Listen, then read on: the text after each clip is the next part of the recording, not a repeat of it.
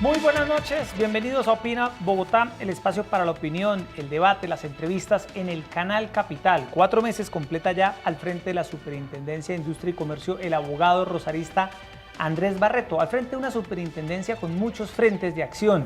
Lucha contra los carteles, lucha contra la corrupción, tiene también entre sus tareas la defensa de los consumidores y con él vamos a hablar esta noche sobre cómo va la gestión al frente de una de las principales superintendencias en el país. Erika Fontalvo, muy buenas noches. Hola Jessy, ¿qué tal? Muy buenas noches para usted, para todas las personas que nos ven a esta hora a través de Opina Bogotá. Gracias por estar aquí con nosotros. Y fíjese Jessy, la Superintendencia de Industria y Comercio también ha celebrado recientemente una fecha muy importante, 50 años, y el superintendente Barreto ha venido siendo muy enfático, no solo en lo que es el compromiso de la entidad, en lo que tiene que ver con la libre competencia, con la libertad de empresa, en el marco de sus misiones, de sus responsabilidades, sino también un hecho que es importante, más allá de perseguir, de sancionar a quienes se encargan de defraudar al Estado, hay que ejercer un enfoque preventivo, a ver si de una vez por todas vamos un paso más adelante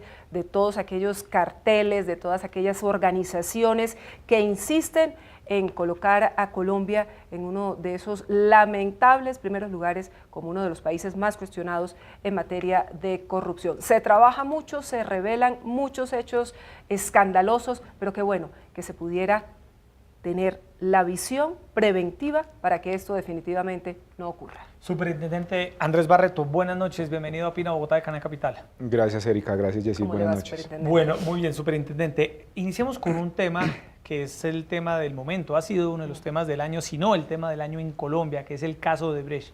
Veíamos al presidente Iván Duque pedirle públicamente celeridad a la Superintendencia de Industria y Comercio, Erika, en lo que tiene que ver con la investigación de lo que fue la Ruta del Sol 2, esta concesión, sus empresas que la integran, y le ha pedido a usted que avance rápidamente en las investigaciones. Usted ha dicho que en medio de un año resolverá este caso. Puntualmente, ¿qué va a investigar la superintendencia y qué avances hay en esta investigación? Sí, Jessy, de lo que se conoce públicamente, pues el superintendente anterior alcanzó a dejar aperturada la investigación. Eso se hace mediante una resolución en donde están los 3 cargos por los que se va a investigar ese consorcio en una de las concesiones. Básicamente hay un conflicto de interés, hay la entrega de un soborno y hay el aprovechamiento de esas conductas para participar en una concesión. Hay que recordarle a la opinión pues que ese proceso dentro de la superintendencia surte 2 partes. La primera, conocida por la Delegatura de Competencia, quien es quien adelanta la investigación, sustancia un informe que llega al despacho del superintendente para la toma de la decisión final. Por ahora estamos en esa primera parte que es la construcción de la indagación, de la investigación preliminar, aperturada por la administración anterior, de la cual esperamos, como señala el código, en un término no mayor de 18 meses poder tener un resultado, es decir, que yo lo conozca para poder tomar una determinación final.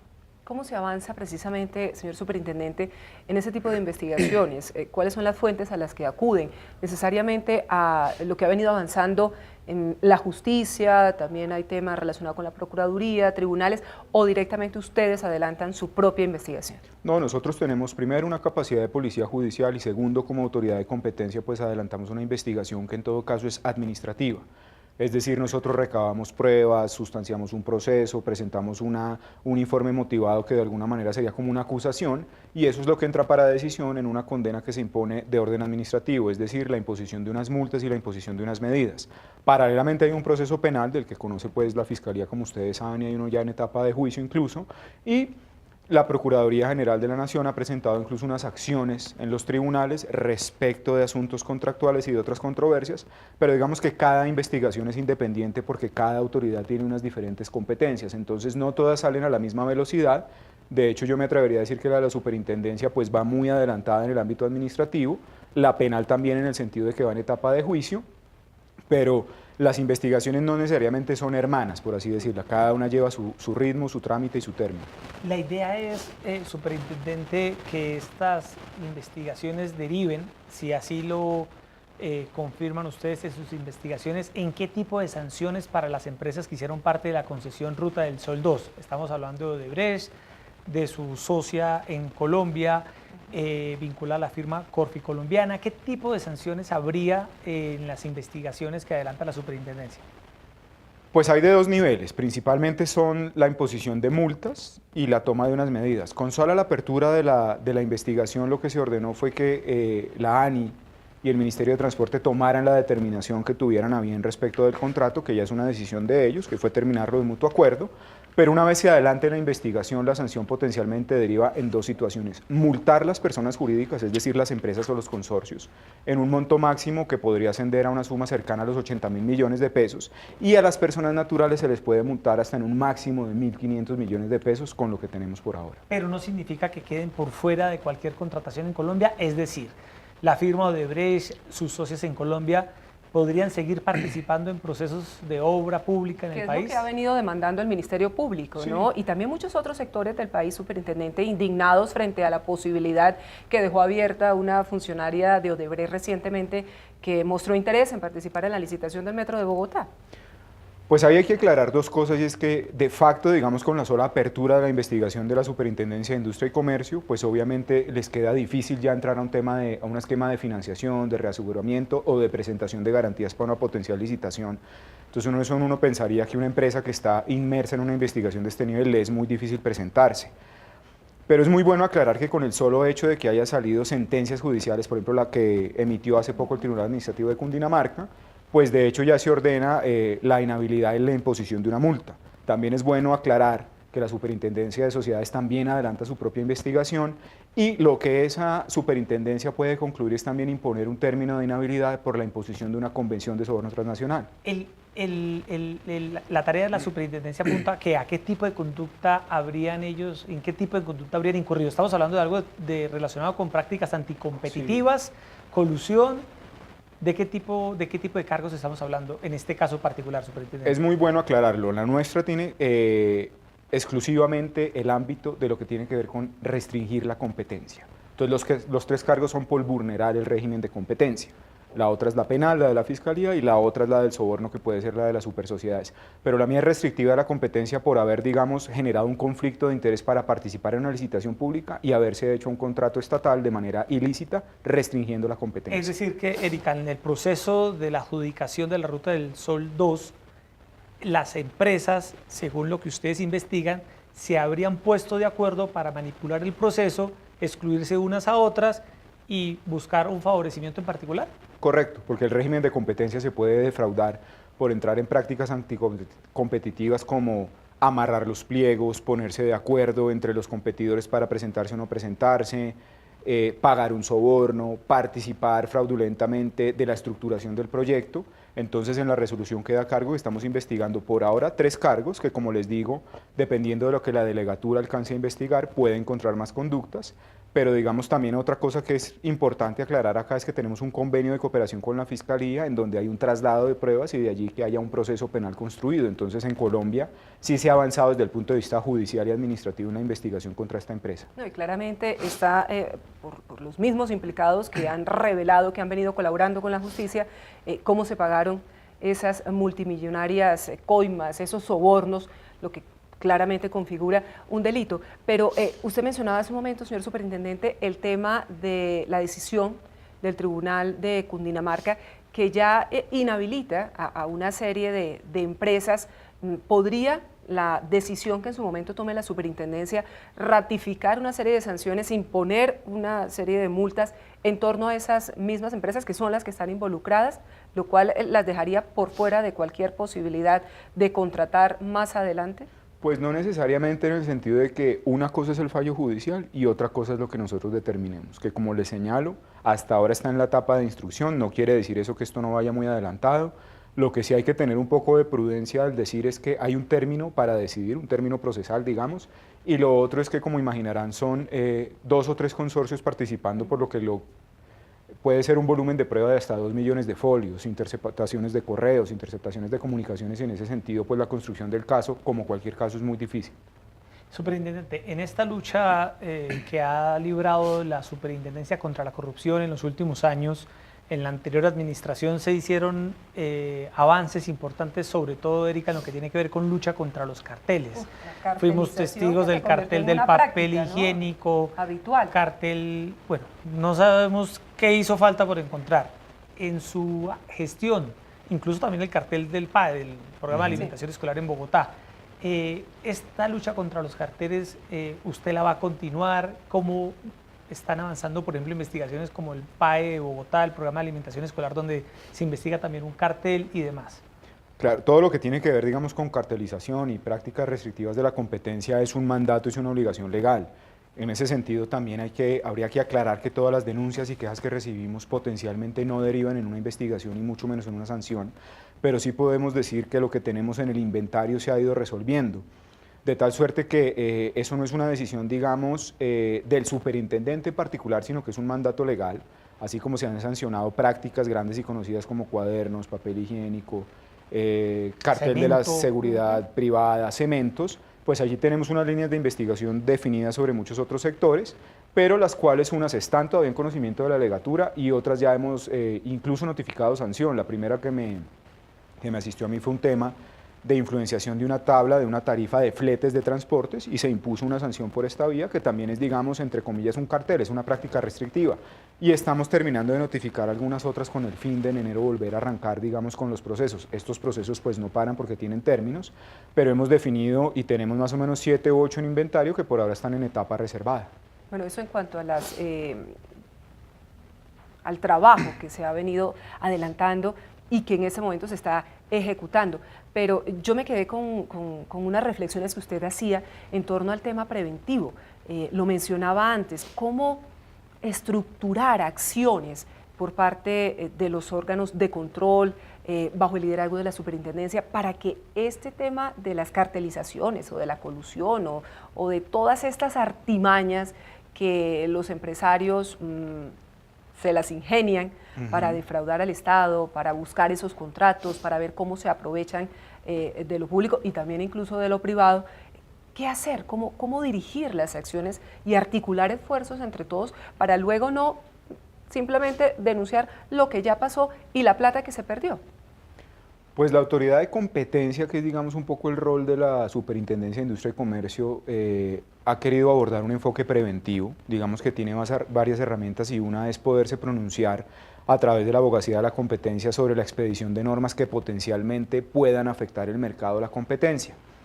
Pero tal vez lo más importante para desarticular un cartel a veces es el propio cumplimiento de las empresas, y un poco la invitación es a implementar programas y planes de cumplimiento de una figura que en el mundo se conoce como el compliance. Es decir, si las empresas, los bancos, los financiadores tomaran todas las medidas de control, no veríamos conductas como la participación en un soborno, la participación en un cartel, que tuvieran conflictos de interés. Entonces, tal vez la primera invitación es que el sector productivo y empresarial, bancario y financiero hiciera como su propio autocontrol y su propio ejercicio de que no pasaran estas cosas, porque muchas de las conductas son previsibles y prevenibles al interior de la organización.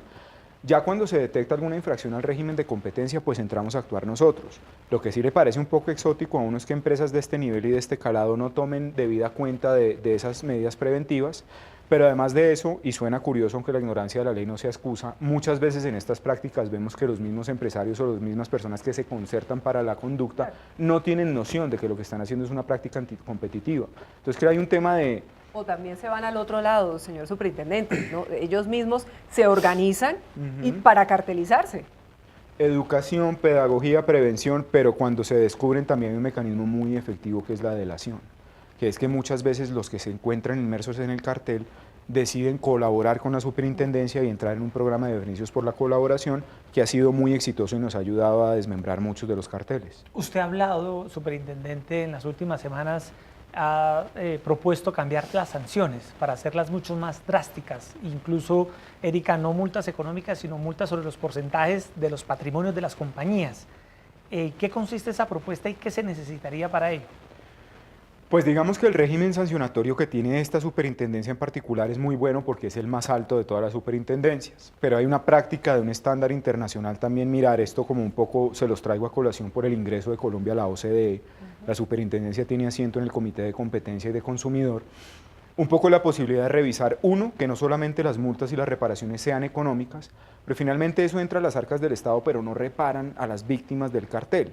Entonces también debería haber unas medidas un poco reparatorias, si ustedes quieren, de una reparación simbólica, de la toma de medidas, que es algo en lo que venimos trabajando a ver si sacamos una guía, pero lo otro es que podamos atacar realmente los activos de la empresa con el fin de determinar cuánto se pudo obtener por la práctica. Y de esa vía mirar si la mejor fórmula es o imponer una suma fija, 78.000 millones, o poder mirar si hay un estándar, digamos, de agravación o de graduación punitiva distinta. No todos los carteles son iguales, pero todos los carteles al final del día le pegan al bolsillo del consumidor, o por impuestos, o por el bien o servicio por el que se cartelizaron. Y cambiar ese tipo de sanciones, ¿cómo se haría? ¿Tiene que haber Hay un proyecto una en el Congreso? reforma de ley, tiene que haber una reforma de ley. Nosotros lo hemos propuesto para la discusión del Plan Nacional de Desarrollo. Vamos a ver, porque sobre las facultades de las superintendencias hay una discusión jurisprudencial amplia. Nosotros digamos que tenemos una gran ventaja y un gran camino ganado allí, pero potencialmente yo sí quisiera revisar, dependiendo de cómo trascienda la agenda legislativa del gobierno el otro año, presentar una potencial reforma. Pero sí exige paso por el Congreso. Sí, es un tema de ley. ¿8 vueltas? No, son 4 debates, Son una ley ordinaria. cuatro debates, sí. porque es que las reformas constitucionales Claro, últimamente no avanzan mucho. Y más, sí, se necesitaría que los proyectos del próximo año sí se debatieran con mucha más agilidad, porque este año, Erika, y ya hablaremos con el superintendente sobre ese tema al final. Superintendente, estamos en la etapa de Navidad y una tarea importante que usted ha cometido tiene que ver con una campaña que se llama Guardianes de la Navidad. Usted sabe que la gente en Colombia es víctima en algunas ocasiones de abusos por parte de todo tipo de establecimientos comerciales, tiquetes, reservas en hoteles, compra de electrodomésticos, y ahí está la superintendencia lista para escuchar las quejas. ¿En qué consiste esta campaña de Guardianes de la Navidad y qué puede hacer una persona que se sienta víctima de algún establecimiento comercial en Colombia? Una de las funciones más importantes de la superintendencia es la protección al consumidor, y en ese sentido hay una delegatura que trabaja solamente sobre este tema. Asimismo, tenemos una estrategia que ha sido muy exitosa, que es la Red Nacional de Protección al Consumidor, en donde Colombia tenemos 13 casas del consumidor en 13 localidades de Bogotá, y tenemos unos buses que se distribuyen geográficamente en unas rutas para la recepción de denuncias y la orientación. En ese contexto, y llegando pues diciembre, que la gente hace compras, empiezan los problemas de las garantías, de las defraudaciones, la gente no se acuerda qué compró, si tiene derecho a algo, con el señor superintendente de sociedades ideamos una campaña conjunta que se llama Guardianes de la Navidad.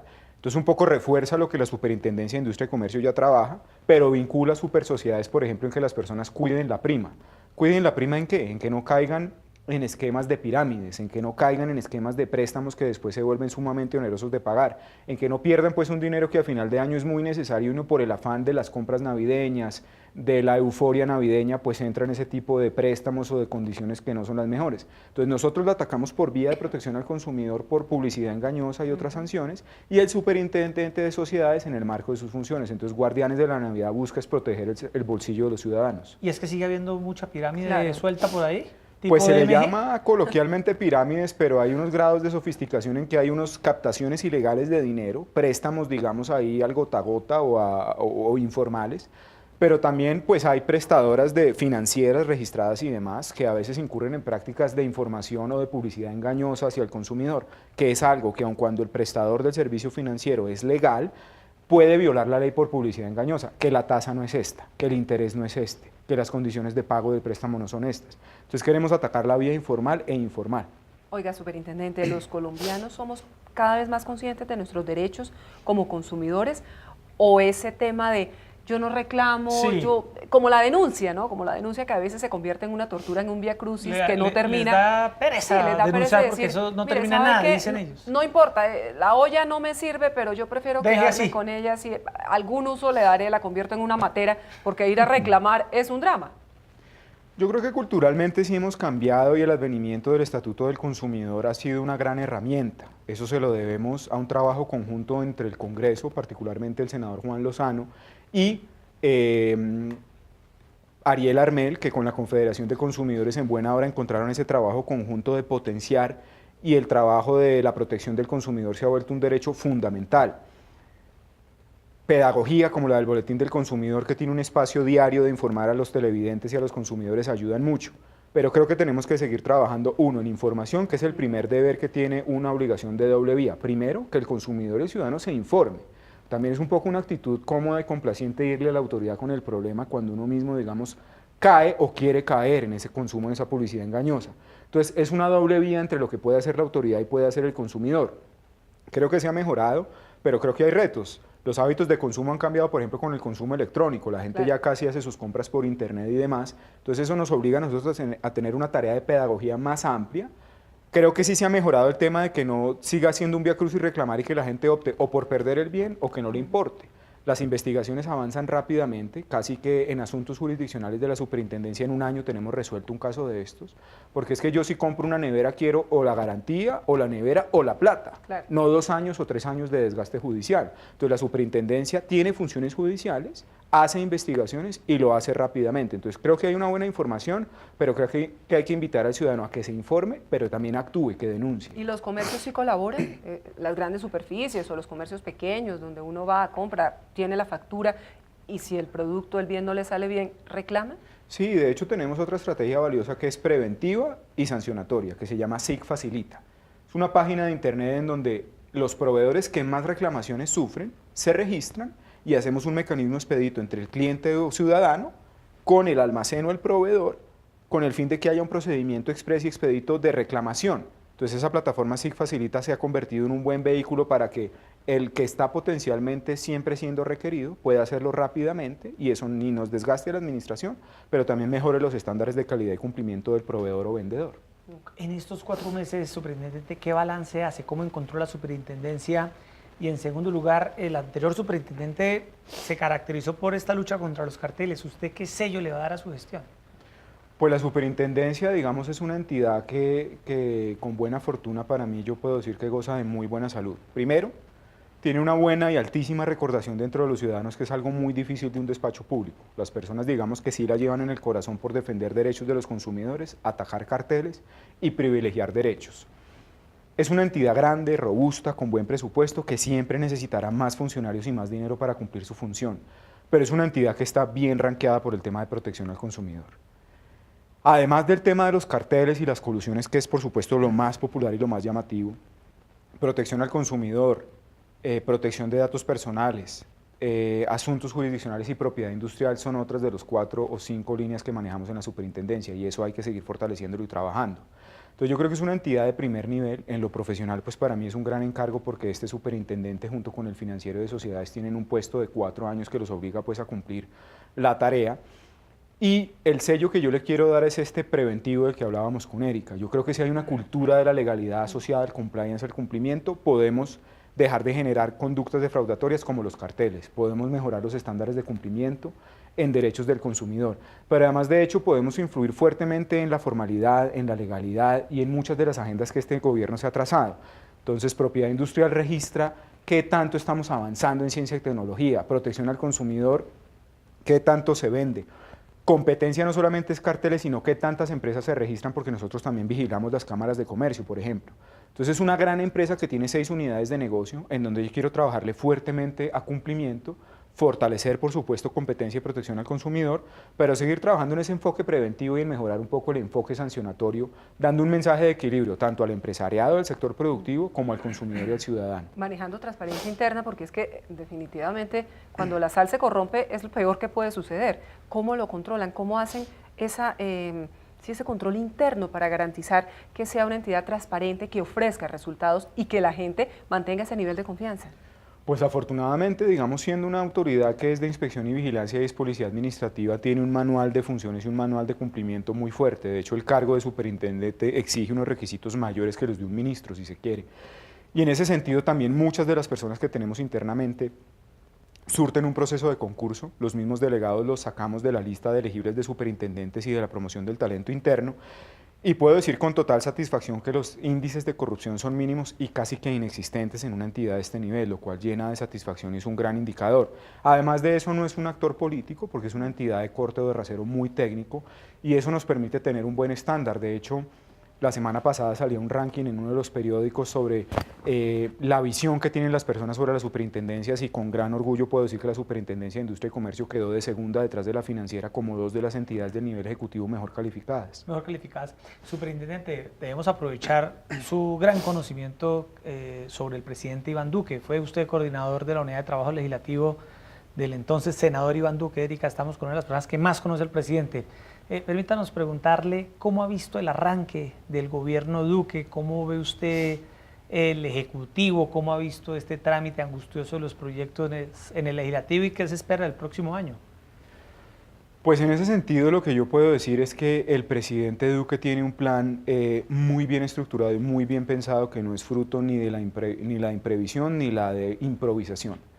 Esa construcción de esas 203 propuestas de gobierno fueron el ensamble de 162 propuestas que se lograron en unos talleres que se desarrollaron casi durante 4 años a lo largo y ancho del país cuando era senador, ensambladas con la de la señora vicepresidente Marta Lucía Ramírez. Eso dio las líneas claras, de hecho, de lo que sería el plan de desarrollo, que no es un ejercicio usual. Ese pacto por la equidad, ese plan nacional de desarrollo, viene de la construcción de ese acervo de lo que se tiene de información. Y en ese sentido yo creo que tiene un eje muy responsable basado en 3 pilares muy grandes: legalidad, equidad y emprendimiento, que son transversales a la agenda de gobierno y serán uno de los 3 de los 5 o 6 títulos que tiene el plan de desarrollo. Ahora bien, sobre el trámite legislativo, también el presidente, a la toma de posesión o la transmisión de mando de su cargo, presentó un paquete legislativo que se hizo también con una construcción previa. Lo que pasa es que sí hay que decir que un poco ya el trámite de los proyectos obedece a la lógica propia del Congreso, que un poco nos escapa, pero uno sí puede decir que el ejercicio previo de hacer buenas exposiciones de motivos, buenos articulados, pero sobre todo presentar un proyecto de 10 reformas que necesitaban, por ejemplo, en justicia, en salud, en reforma política, pues obedecieron a un ejercicio responsable de construcción de una agenda de gobierno. Sobre el tema del balance de los 100 días, yo a título personal sí puedo decir que me parece un análisis un poco caprichoso. ¿En qué sentido? La toma del termómetro de los 100 días es una figura que se importó, se trasplantó de Estados Unidos, y hay unas realidades muy distintas. Primero, que el Congreso de Estados Unidos en sus 2 cámaras se traslapa. La Cámara no tiene el mismo periodo que el Senado y eso permite unas dinámicas distintas. Las Cortes tienen periodos vitalicios, la Corte Suprema de Justicia. Y segundo, la institucionalidad de ese país funciona muy aparte por su configuración federal y constitucional de lo que es la figura presidencial.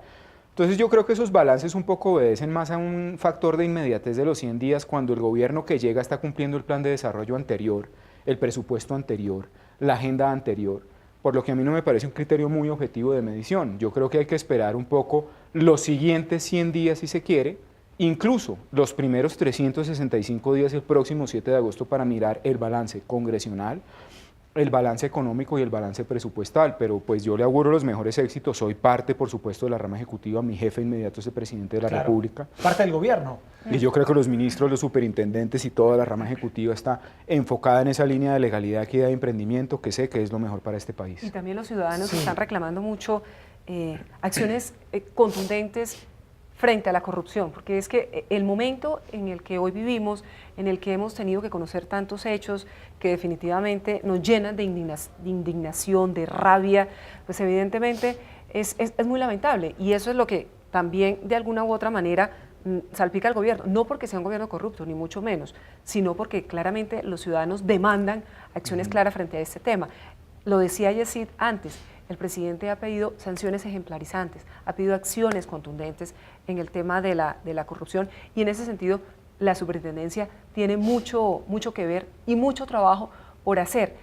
Cómo fortalecer esos temas precisamente de la corrupción, pero para que sea también un trabajo ciudadano, no solo del gobierno, no solo de las superintendencias ni de las entidades, sino que todos los colombianos avancemos en la misma línea para luchar contra la corrupción. Desde lo mínimo, como siempre hemos dicho y decir aquí, que quien no le paga un pasaje a Transmilenio, lo evade, es un acto de corrupción, como quien se carteliza y se dedica a robar a diestra y siniestra.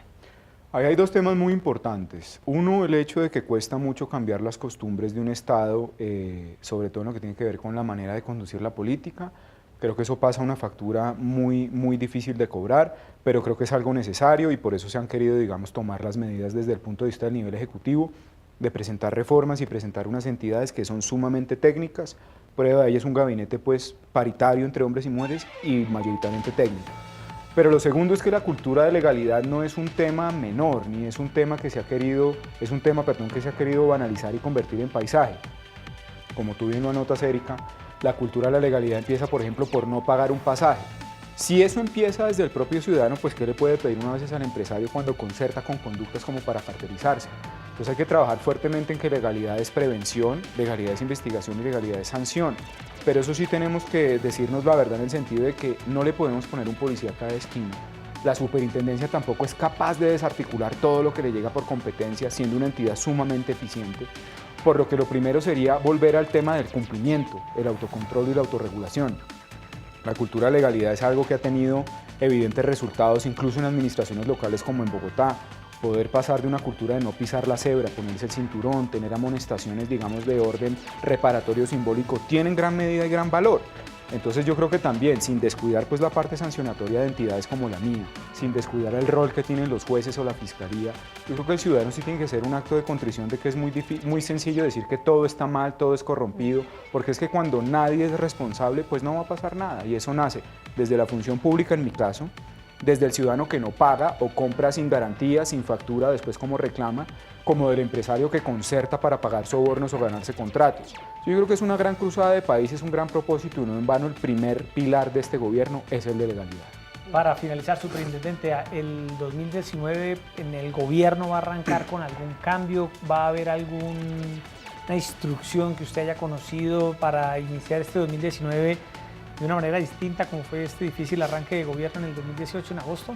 Pues yo confío en que tengamos la construcción total del Plan Nacional de Desarrollo. En ese Pacto por Colombia, Pacto por la Equidad, podamos tener las medidas administrativas y legislativas para que, por ejemplo, el superintendente de salud pueda imponer también multas mayores, el superintendente de sociedades pueda seguir actuando sobre los grupos empresariales, yo pueda mejorar mi margen sancionatorio y podamos tener lo que el presidente ha pedido, una acción coordinada entre todo el Ejecutivo con el fin de poder atajar todo lo que afecta a la agenda de legalidad y en lo que a mí respecta, pues poder seguir trabajando en este plan de cumplimiento, de compliance, de seguir protegiendo los beneficios por colaboración e invitar a los carteles y a las empresas a que se acerquen para que se acojan a estas garantías anticipadas que proveemos y seguir fortaleciendo consumidor, que es una obsesión del señor presidente porque todos los ciudadanos son consumidores, y dos, competencia porque eso tiene que ver con la agenda de desarrollo de este país.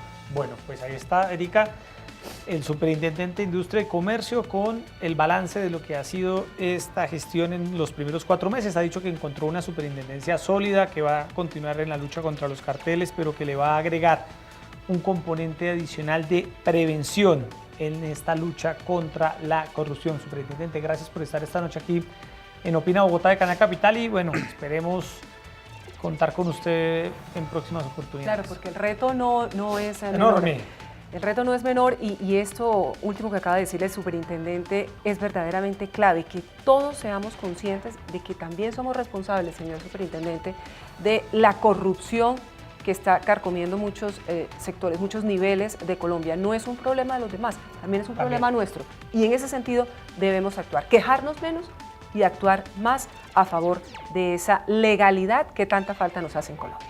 Muchas gracias, superintendente, por estar esta noche. Gracias, buenas noches. Bueno, Erika, se nos acabó el tiempo. A todos ustedes, como siempre, muchas gracias por estar aquí en Opina Bogotá de Canal Capital y los esperamos mañana a las 8:30 de la noche aquí para discutir los temas que le interesan a Bogotá y al país. Muy buenas noches. Gracias.